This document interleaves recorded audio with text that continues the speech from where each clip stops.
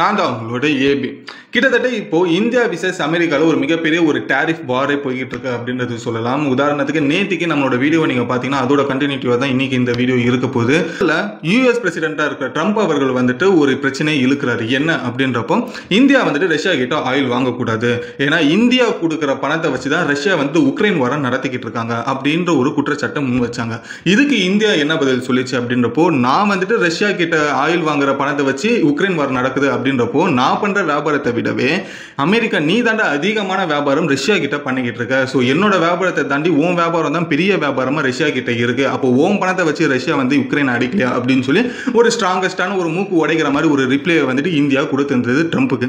So உடனே Trump அதுக்கு பதிலடியாக என்ன கொடுத்திருக்காரு ஓவர் நைட்ல அப்படின்றப்போ, இந்தியாவுக்கு ஆல்ரெடி நான் 25% டாரிஃபை வச்சிருக்கேன், பட் இதுக்கு அப்புறமா இந்த ரிப்ளைக்கு அப்புறமா நான் இன்னும் ஒரு 25% டாரிஃபை இன்க்ரீஸ் பண்றேன். அப்போ 25 + 25% = 50% ஆஃப் டாரிஃபை இந்தியாவுக்கு நான் வந்துட்டு விதிக்கிறேன் அப்படின்ற ஒரு விஷயம் சொன்னாங்க.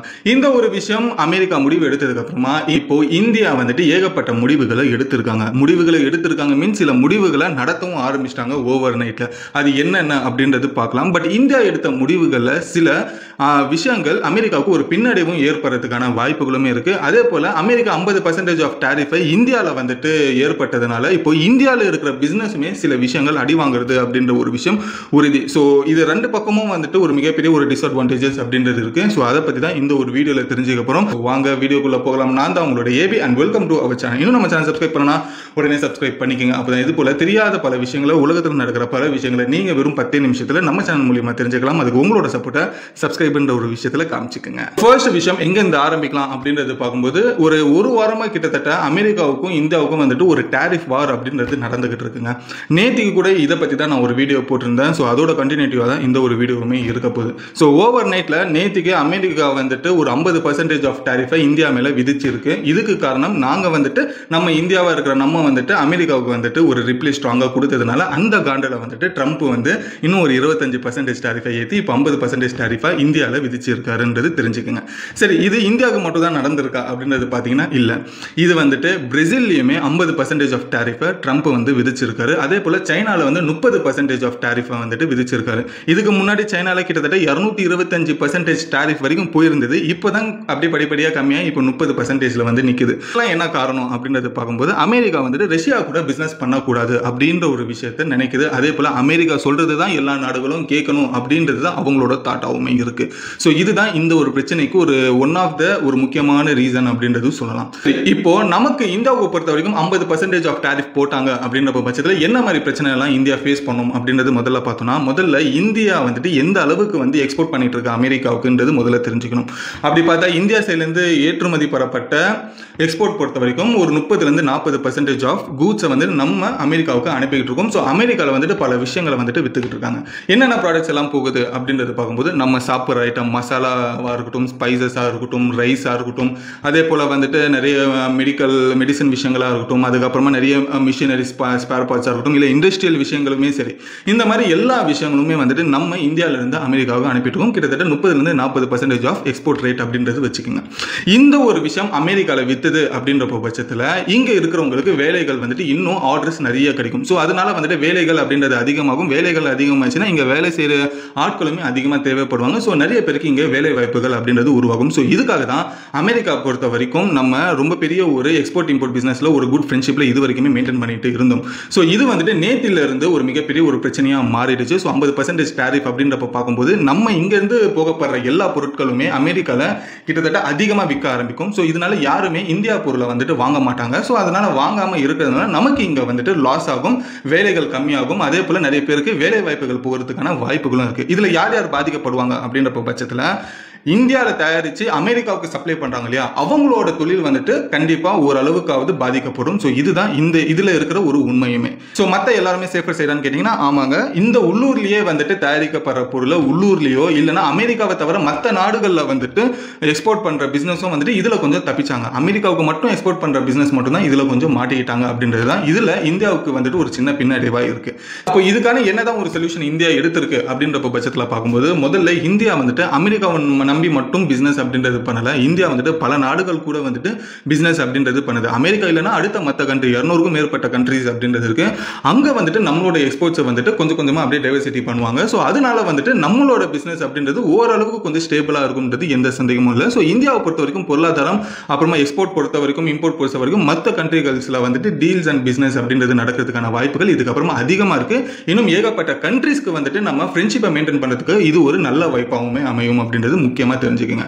சரி, இப்போ அமெரிக்காவை பொறுத்த வரைக்கும் என்ன பின்னடைவு, முதல்ல அமெரிக்காவுக்கு என்னதான் தேவை அப்படின்றப்ப பார்க்கும்போது அமெரிக்கா சொல்ற ஒரே விஷயம் என்னன்னா, முக்கியமா ட்ரம்ப் சொல்ற ஒரே விஷயம் என்ன அப்படின்றப்போ, நான் அமெரிக்கா சொல்றதான் எல்லா கண்ட்ரியும் கேட்கணும், அமெரிக்கா சொல்றது தான் எல்லாருமே ஒபே பண்ணணும் அப்படின்ற ஒரு விஷயத்துல இருக்காங்க. ஸோ இந்தியாவுக்குமே அதை தான் வந்துட்டு அவங்களும் நினைக்கிறாங்க. பட் இந்தியாவை பொறுத்த வரைக்கும் அமெரிக்காவோட டிபெண்டன்ட்ல வந்துட்டு என்னைக்குமே பெருசா இருந்ததில்லை. அமெரிக்காவுக்கும் பிளஸ் இந்தியாவுக்குமே இருக்கிற ஒரு ரிலேஷன்ஷிப் என்னன்னா, இந்த ஒரு ட்ரேடிங் ரிலேஷன்ஷிப் தான் அதிக அளவில் இருக்கு. அதை தாண்டி ஒரு நட்பு ஃப்ரெண்ட்ஷிப் தான் நம்மளோட பிரைம் மினிஸ்டருக்கும் அங்க இருக்கிற பிரசிடென்ட்டுக்குமே. பட் அதிக அளவில் ரொம்ப க்ளோஸா இருக்குது நமக்கு யாருன்னா ரஷ்யா தான். ஸோ இதனால வந்துட்டு ரஷ்யா கூட தான் நம்ம வந்துட்டு ஆயில் ட்ரேடா இருக்கட்டும், மற்ற ட்ரேட்ஸா இருக்கட்டும், எல்லாருமே அதை தாண்டி நிறைய ஒரு ஹிஸ்டாரிக்கலான ஒரு ஃப்ரெண்ட்ஷிப்பும் ரஷ்யாவுக்கும் இந்தியாவுக்குமே இருக்கு. ஸோ இதனால அமெரிக்காவை பொறுத்த வரைக்கும் என்ன சொல்றாங்கன்னா, இந்தியா வந்துட்டு அடிக்கடி ரஷ்யா கிட்ட பிசினஸ் பண்றதுனால அந்த பணத்தை வச்சு ரஷ்யா வந்துட்டு நிறைய போர் அப்படின்றது உக்ரைன் மேல பண்ணிக்கிட்டு இருக்கு. ஸோ இதனால வந்துட்டு உக்ரைன்ல அழிஞ்சு போன மக்களுக்கு இந்தியாவுமே ஒரு இன்டைரக்டான ஒரு ரீசன் அப்படின்றது அவங்க சொல்றாங்க. அதே போல வந்துட்டு இது இந்தியாவுக்கு மட்டும் அவங்க குற்றச்சாட்டு வைக்கல, அவங்க சைனாவுக்கும் இதே குற்றச்சாட்டு தான் வச்சாங்க, பிரேசிலுக்கும் இதே குற்றச்சாட்டு தான் வச்சாங்க. முக்கியமா ரஷ்யா கூட யாரெல்லாம் பிசினஸ் பண்றாங்களோ அவங்க எல்லாத்துக்குமே எதிரியா இப்போ அமெரிக்கா மாறிக்கிட்டு இருக்கு. அதுதான் இப்போ இந்தியாவுக்குமே நடந்திருக்கு அப்படின்றது தெரிஞ்சு. இது இந்தியாவோட அடுத்த மூவா என்ன இருக்க போகுது, இப்போ 50% ஆஃப் டாரிஃப் வந்துருச்சு, இப்போ அடுத்த ஒரு மூவ் என்ன இருக்க போகுது அப்படின்றப்ப பார்க்கும்போது இந்தியாவை பொறுத்த வரைக்கும் இந்த 50% ஆஃப் டாரிஃப் உடனே அப்ளை ஆகுமான்னு கேட்டீங்கன்னா கிடையாது. இதுக்கு கிட்டத்தட்ட வந்துட்டு 23 நாள் வந்துட்டு டைம் இருக்கு இந்த 50% டாரிஃப் ஆகிறதுக்கு. 23 நாளைக்கு அப்புறமா தான் இந்த 50% டாரிஃப் அப்படின்றது இந்தியா பொருட்களுக்கு வந்துட்டு விதிக்கப்படும் அப்படின்றது அமெரிக்கா சைட்ல இருந்து சொல்லியிருக்கு. ஸோ இந்த 23 நாள்ல வந்துட்டு இப்போ அடுத்து இந்தியா என்ன பண்ண போகுது மூவ்ஸ் அப்படின்றது பார்க்கும்போது இன்னும் மற்ற கண்ட்ரிகளுக்கு பொறுத்த வரைக்கும் நிறைய அவங்களோட பிசினஸை வந்துட்டு டைவர்சிட்டி பண்ணுவாங்க. ஸோ இதனால என்ன ஆகும்னா, இந்தியாவுக்கு ஏகப்பட்ட கண்ட்ரிஸ்ல இருந்து ஒரு ஃப்ரெண்ட்ஷிப் அப்படின்ற ஒரு விஷயம் உருவாகும்.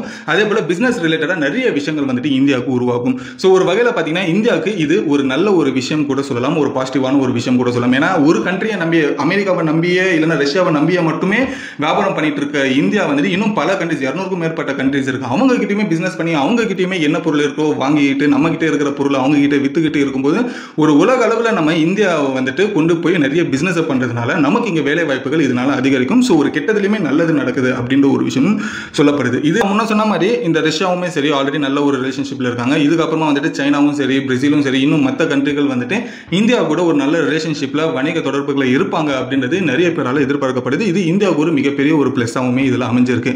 ஸோ ட்ரம்ப் செஞ்ச ஒரு விஷயம், அவங்க இந்தியாவை மிரட்டலாம் அப்படின்ற ஒரு விஷயம் ஆரம்பிச்சு இப்போ இந்தியாவுக்கே அது நல்லது நடக்குது அப்படின்ற பட்சத்தில் இது ஒரு சைடு வந்துட்டு ஒரு நல்ல விஷயமாகவுமே பார்க்கலாம். ஏன்னா அமெரிக்காவை பொறுத்த வரைக்குமே நம்பி இல்லாம மற்ற இடங்களையுமே நம்மளோட வியாபாரம் பரவணும் அப்படின்ற பட்சத்தில் இது ஒரு நல்ல ஒரு சான்ஸ் அப்படின்றது இந்தியாவுக்கு கிடைச்சிருக்கின்றது எந்த சந்தேகமும் இல்லை. ஸோ இதோட தொடர்ச்சியா வந்துட்டு நம்ம இந்தியா மக்கள் வந்துட்டு எதுவும் பேனிக் ஆக வேண்டிய அவசியமே இல்லை. ஒரு கதவு மூடுனா இன்னொன்று ஒரு கதவு திறக்கும் அப்படின்றது சொல்லுவாங்க. ஸோ இப்போ இந்தியாவுக்கு அதுதான் நடந்துகிட்டு இருக்கு. ஸோ யூஎஸ் அப்படின்ற ஒரு கதவு மூடினாலும் இன்னும் பல கண்ட்ரிஸோட கதவுகள் இந்தியாவுக்காக வந்துட்டு திறக்கப்படும், இன்னும் திறந்துகிட்டு இருக்காங்க அப்படின்றது எந்த சந்தேகமும் இல்லை. ஸோ இதோட தொடர்ச்சியா ரஷ்யாவுக்குமே இன்னைக்கு அஜித் தேவால் வந்துட்டு மீட் பண்ண போயிருக்காரு. ஸோ இதுவுமே ஒரு வணிக சம்பந்தப்பட்ட ஒரு சில விஷயங்களுமே இருக்கலாம், ஆயில் ட்ரேட் பற்றியான சில விஷயங்களுமே இருக்கலாம்.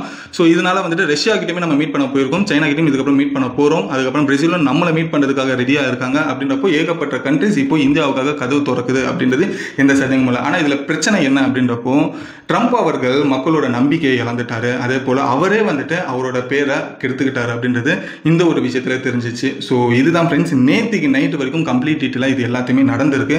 ஸோ இந்த ஒரு விஷயம் உங்களுக்கு யூஸ்ஃபுல்லாக இருந்ததுன்னா லைக் பண்ணிக்கங்க. உங்களோட கருத்தை பற்றி, ட்ரம்ப் இந்த மாதிரி சில விஷயங்கள் தேவையில்லாத ஒரு பிரச்சனைகள், தேவையில்லாத சண்டைகள் ஏதாச்சும் ஒன்று உருவாக்கிக்கிட்டு இருக்காரு. ஸோ இவர் பண்ணுற இந்த விஷயத்தை பற்றி உங்களோட கருத்து என்னன்றதையும் கமெண்ட்ல சொல்லுங்கள், நானும் படித்து தெரிஞ்சுக்கிறேன். ஸோ இந்தியாவோட மூவ் எப்படி இருக்குது, இது எந்த அளவுக்கு சக்ஸஸ்ஃபுல்லான ஒரு விஷயம் இருக்குன்றதையும் உங்களோட கருத்தையும் கமெண்ட்ல சொல்லுங்கள், நானும் படித்து தெரிஞ்சுக்கிறேன். இன்னும் நம்ம சேனல் சப்ஸ்கிரைப் பண்ணலாம், உடனே சப்ஸ்கிரைப் பண்ணிக்கங்க. இதோட இந்த வீடியோ முடிச்சு நாளைக்கு ஒரு சூப்பரான வீடியோவில் வந்து உங்களை பார்க்குறேன். Until then bye bye AB.